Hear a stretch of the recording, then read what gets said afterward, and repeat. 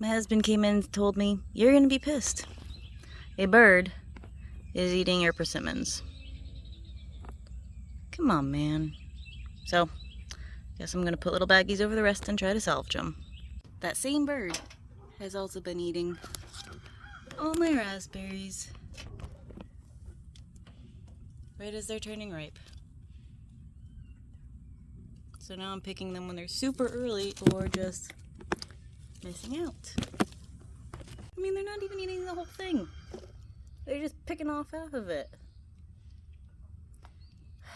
Made it all year without issue. So I put the remaining 3 persimmons in mesh baggies, hopefully to protect them from the birds. These are an Asian variety, so you can eat them before they're completely soft, and technically I could probably pick and eat them right now, but they are better once they've softened up.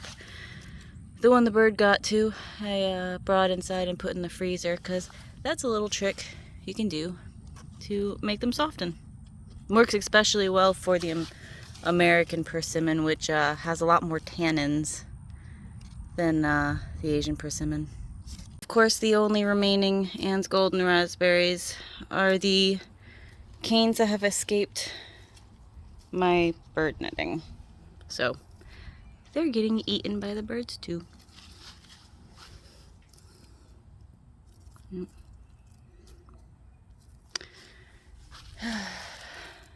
gonna have to be more vigilant about keeping these canes inside the netting and figure out a trellis and netting system for the Dorman red raspberries, because they hadn't bothered to Dorman red raspberries before, not last year, not this year, until very recently. So looks like those berries are finally on the birds' radar.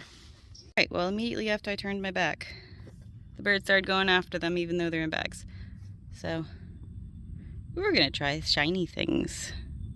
All right, a few blank CDs. Hopefully it'll be just enough to confuse or deter the birds.